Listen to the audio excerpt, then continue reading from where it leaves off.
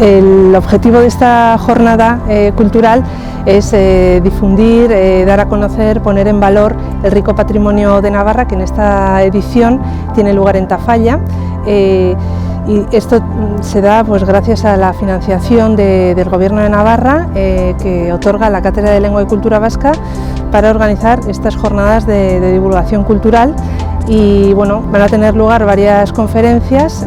que van desde la devoción popular, en el caso del patrón San Sebastián, el entorno natural y rural de Tafalla con todos sus caseríos y la música tradicional, en concreto las jotas. Asimismo vamos a visitar pues,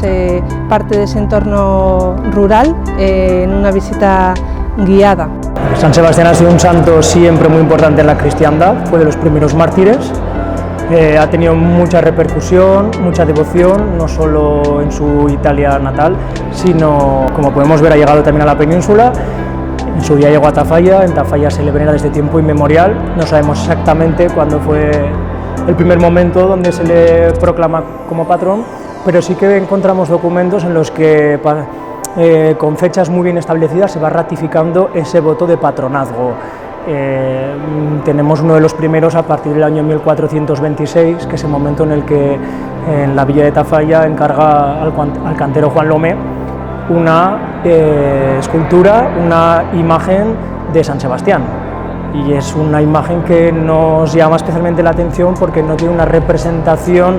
no tiene unas características comunes a lo que nosotros estamos acostumbrados a ver sobre San Sebastián, que es un personaje, un hombre joven, prácticamente desnudo, atado en un tronco y con los símbolos de su martirio, con las flechas por el cuerpo. Sino aquí tenemos una imagen de San Sebastián mucho más primitiva, como las que podemos encontrar a partir del siglo VII, y es una imagen que en Tafalla siempre ha tenido mucha fama, mucha devoción. Podemos considerar a Tafalla como capital de la jota porque desde lo que es el comienzo de la jota de Navarra, allá por finales del siglo XIX, con el quinteto de los pajes, que eran de aquí, de Tafalla, hicieron las primeras grabaciones de jota Navarra. Y a lo largo de la historia hasta hoy en día han pasado un montón de joteros importantísimos. Primero Raimundo Lanas, sabemos que no es de Tafalla, pero es aquí, de la zona media. Después Juanito Navarro, después las hermanas Flamarique. Es decir, a lo largo de toda la historia tenemos un montón de argumentos para decir que Tafalla es la capital de la jota. La primera escuela de jotas de Navarra se hace aquí con las hermanas Flamarique y eso ha dado un montón de frutos hasta hoy en día. Los pajes fueron un quinteto que estaban formados por un requinto, clarinete, trombón, guitarra y trompeta, que vinieron desde Villafranca.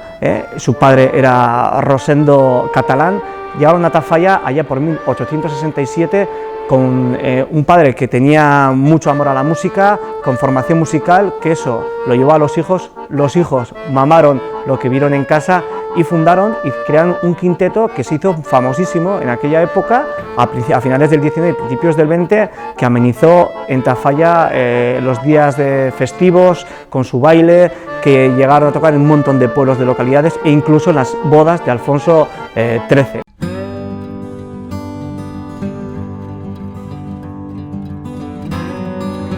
Los caseríos se construyen aquí en el Saso a raíz de la desamortización de Madoz, porque los ricos que tienen dinero compran mucha tierra del comunal de los ayuntamientos y entonces necesitan braceros que trabajen estas tierras, construyen caseríos y lo que hacen es vivir aquí los braceros con sus familias porque las distancias con el pueblo son muy grandes.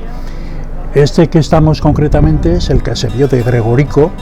llamado así, que se llamaba originariamente la Corraliza Cuarta, pero viene a vivir un hombre que era pequeño de estatura y se llamaba Gregorio, y como otro caserío que hay más allá vivía casualmente otro hombre que se llamaba Gregorio también, pero era de mayor estatura, la gente, para distinguirlos, empezó a llamar Gregorico a este caserío y al otro Gregorio el Grande. Y tienen un uso hasta 1907, que viven aquí estos que se van luego a Tafalla a raíz de los incidentes para la recuperación del comunal, y luego sí que en los años 30, 40, 50, que ya es comunal, sí que vienen a vivir familias que se quedan, digamos, a contrata por el ayuntamiento o subasta pues por 10 años o por lo que sea, y viven familias, pero ya es muy esporádicamente.